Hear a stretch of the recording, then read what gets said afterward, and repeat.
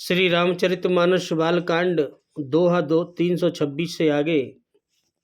मास पुराण 11वां विश्राम, प्रसंग 73। सियावर रामचंद्र की जय, पवन सुत हनुमान की जय। जय जय सिया राम। श्याम शरीर शोभाए सुहावन, शोभा कोटि मनोजल जावन। जावक जुत पद कमल सुहाए, मुनि मन मधुपर रहत जिन छाए। प्रभु श्री रामचंद्र जी का श्यामला शरीर स्वभाव से ही सुंदर है। उसकी शोभा करोड़ों कामदेव को भी लजाने वाले हैं। करोड़ों कामदेव इकट्ठे हो जाए ऐसी शोभा नहीं है, ऐसी प्रभु राम की शोभा है। महावर्ष युक्त चरण कमल उनके बड़े सुहावने लगते हैं, जिन पर मुनियों के मनरूपी भौरे सदा छाए रहते हैं। जहाँ जिन चरणों में सभी मुनियों के हृदय लगा रहता है, मन लगा रहता है, उन चरणों पर जब महावर लगाए तो वो कैसे शोभायमान हो रहे हैं, जिसका वर्णन नहीं किया जा सकता। पीत पुनीत मनोहर धोती, हरति बाल रवि दामन ज्योति। कल किंकिन कटि सूत्र मनोहर, बाहु विशाल विभूषण सुंदर। और उनकी पवित्र और मनोहर जो पीली धोती, प्रातः काल के जो सूर्य होता है, सुबह का सूर्य, ऐसे शोभायमान, बिजली की ज्योति को भी हर ले, उससे भी अच्छी। कमर में सुंदर किंकणी और कटिसूत्र है पहने हुए हैं प्रभु राम, जिनकी विशाल भुजाओं में सुंदर आभूषण भी बड़े सुशोभित हो रहे हैं। पीत जनेऊ महाछवि देई, कर मुद्रिका चोरी चितुलेई। सोअत ब्याह साज सब साजे, उर आयात उर्भूषण राजे। पीला जनेऊ महान शोभा दे रहा है प्रभु के ऊपर, और हाथ की अंगूठियां तो लोगों का चित्त चुरा लेती हैं, ऐसी सुंदर। प्रभु के ब्याह के सब साज सजे हुए वे शोभा पा रहे हैं, सभी के सभी बड़े शोभायमान हैं। उनकी चौड़ी छाती पर, हृदय पर उनके पहनने के जो सुंदर आभूषण हैं, वो ऐसे सुशोभित हो रहे हैं कि उसका वर्णन नहीं हो सकता। पियरयो पर नाका खासोती, दुह आचरण लगे मन मोती। नयन कमल कल कुंडल काना, बदन सकल सौंदर्य निधाना। उनका पीला दुपट्टा और जो कांखा सोती होती है, जो जनेऊ की तरह होती है, शोभित है, जिसके दोनों छोरों पर मणि और मोती लगे हुए हैं। वह कमल के समान सुंदर नेत्र वाले प्रभु राम पर बहुत शोभायमान है। और कानों में जो सुंदर कुंडल हैं, और मुख तो सारी सुंदरता का खजाना है उनका चेहरा। सुंदर भ्रगुटि मनोहर नासा, बाल तिलक रुचिरता निवासा। सोअत मोरि मनोहर माथे, मंगलमय मुकुता मन गाथे। उनकी सुंदर बाएं और मनोहर नासिका है। ललाट पर तिलक तो ऐसे सुंदरता का घर है कि जिसमें मंगलमय मोती और मणि गुथे हुए हैं। ऐसा मनोहर, और माथे पर सो रहा है मोहर जो लगा है। गाथे महान मोर मंजुलयंग, सब चित चोरही। पुरी नारी सुर सुंदरी बरही, बिलो की सब तिन तोरही। मनि बसन भूषण बारे आरती, करहि मंगल गावही। सुर सुमन बरसहि सूत मागध, बंदी सुजस सुनावहीं।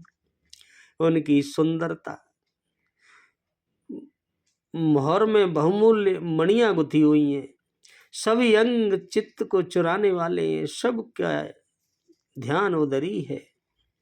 सब नगर की स्त्रियां और देव सुंदरियां दूल्हे को देखकर तिनके तोड़ रही हैं, तोड़ रही हैं, तोड़ रही हैं।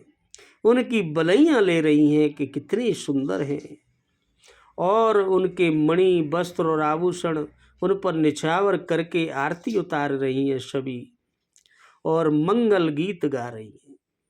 देवता उन पर फूल बरसा रहे हैं, और सूत मांगद और भाट उनका गुणगान कर रहे हैं, श्वेश गा रहे हैं। कोह बरहि आने कुंवरी कुंवरी सुवासिनी सुख पाए के, अति प्रीत लौकिक रीत लागी करन मंगल गाय के। लह कोरि गोरि शिवा सिखाव रामय सियसन सारद कहे, रनिवासु हास विलास रस बस जन्म को पलु सब लहे। सुहागिन स्त्रियां सुख पाकर कुंवर और कुमारियों को कुहवर यानी कुल देवता के स्थान में लाई, और अत्यंत प्रेम से मंगल गीत गा गा कर लौकिक जो वहाँ की रीति रिवाज थी उसे करने लगे कुल देवता के पास। और पार्वती जी श्री रामचंद्र जी को लहक और यानी वर वधु का परस्पर ग्रास देना सिखाती हैं। स्वयं पार्वती जी सिखा रही है वर वधु को, और सरस्वती जी सीता जी को सिखाती हैं। रनिवास हास विलास के आनंद में मग्न हैं, सभी लोग बड़े हास विलास में खुश हैं। श्री राम और सीता जी को देख कर सभी अपने जन्म को धन्य मानते हैं कि आज हमें अपने जन्म का फल मिल गया इनके दर्शन दोनों के करके। निज पाने मने मऊ देख यति मूर्ति स्वरूप निधान की, चालत न भुज बली बिलोकन बिरह भय बस जान की। कौतुक विनोद प्रमोद प्रेम न जाय कई जानई अली, बर कुंवर सुंदर सकल सखी लवाए जनवा से चली। और अपने हाथों की मणियों में सुंदर रूप के भंडार श्री राम जी की परछाई दिख जाती है उन्हें। यह देखकर जानकी जी दर्शन में वियोग होने के भय से बाहु रूपी लता को और दृष्टि को हिलाती डुलाती नहीं है, बस देखती रहती हैं। हाथों की मणियों में भी प्रभु खड़े हैं तो दिख रहे हैं। उस समय के हंसी खेल और विनोद का आनंद, जो मजाक करती हैं उनकी सहेलियां, उसका आनंद और प्रेम कहा नहीं जा सकता। उसे सखियां ही जानती हैं। तदनंतर वर और कन्या को सब सुंदर सखियां जन्माशय को लेवा चली। ते ही समय सुनय असीस जह तह नगर नवयानंद महा, चिरोजियो चोरी चारु चार्यो मुदित मन सब ही कहा। जोगींद्र सिद्धि मुनीश देव बिलो के प्रभु दुंदुबिहनी, चले हर शिव रस प्रसून निज निज लोक जय जय जय बनी। और उस समय पूरे जनकपुर नगर में और आकाश में जहाँ सुने वहीं आशीर्वादों की ध्वनि सुनाई दे रही है। सभी उन्हें आशीर्वाद दे रहे हैं और महान आनंद उधर छाया हुआ है। सभी ने प्रसन्न मन से कहा कि सुंदर चारों जोड़ियां चिरंजीवी हों। और योगीराज सिद्ध मुनीश्वर और देवताओं ने प्रभु श्री रामचंद्र जी को देखकर दुंदुभी भी बजाई और हर्षित होकर फूलों की वर्षा करते हुए तथा जय हो जय हो जय हो कहते हुए वे अपने अपने लोकों को सभी देव लोग चले गए। सहित बंधु टिन कुंवर सब, तब आए पितु पास रामा, तब आए पितु पास। शोभा मंगल मोदि भरे, उमगे उजन जनवास। मंगल भवुनय अमंगल हरि रामा, उमा सहित जेहि जपत पुरारी सिया रामा। तब चारों ओर सब ओर कुमार और बहुओं सहित पिताजी के पास आए। तब सब लोग चारों बहुओं और चारों कुमारों को लेकर उनके पिताजी के पास आए। ऐसा मालूम होता था मानो स्वयं शोभा मंगल और आनंद से भरकर जन्मा सा उमड़ पड़ा हो। सभी लोग उन्हें देखने उमड़ पड़े। पुनि जेब नार बही बहुभांति, पटै जनक बुलाए बराती। परत पामणे बसन अनुपा, सुतन समेत गवन कियो भूपा। फिर बहुत प्रकार की रसोई बनी। फिर से जौनार हुई, दावत हुई। जनक जी ने बरातियों को बुलावा भेजा और राजा दशरथ जी ने पुत्रों सहित गमन किया और अनुपम वस्त्रों के सहित वहां पहुंचे। सादर सबके पाए पखारे, जथा जोग पीड़िन बैठारे। धोए जनक अवधपति चरना, शील स्नेह जाए नहीं बरना। आदर के साथ सबके चरण धोए और सबको यथा योग्य पीढ़ियों पर बिठाया, आसन दिए। तब जनक जी ने अवधपति दशरथ जी के चरण धोए। उनका शील और स्नेह का वर्णन नहीं किया जाता, इतने शील स्वभाव है राजा जनक और राजा दशरथ। बहुरी राम पद पंकज धोए, ते हर हृदय कमल मऊ गोए। तीनों बाई राम सम जानी, धोए चरण जनक निज पानी।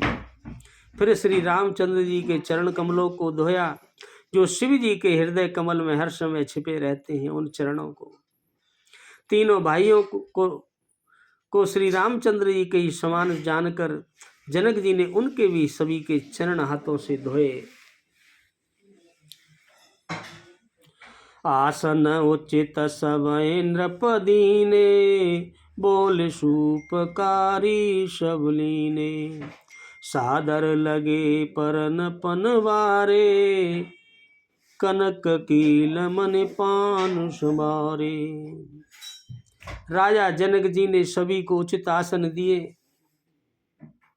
और सब परसने वालों को बुला लिया। आदर के साथ पत्रें पड़ने लगी, जो मणियों के पत्तों से सोने की कील लगाकर बनाई गई थी। सुपोदन सुरभि सरसे, सुंदर स्वाद पुनीत रामा, सुंदर स्वाद पुनीत। छनमऊ सबके फरस गे, चतुर सुवार विनीत। मंगल भवुनय अमंगल हरि रामा, उमा सहित जी जपत पुरारी सिया रामा। चतुर और विनीत रसोइयों ने सुंदर स्वादिष्ट भोजन बनाए। पवित्र दाल भात और गाय का सुगंधित घी क्षण मन में सबके सामने परोसा गया। पंच कवल कर जेवन लागे, गारे गान सुन अति अनुरागे। भांति अनेक परे पकवाने, सुधा सरस नहीं जाए बखाने।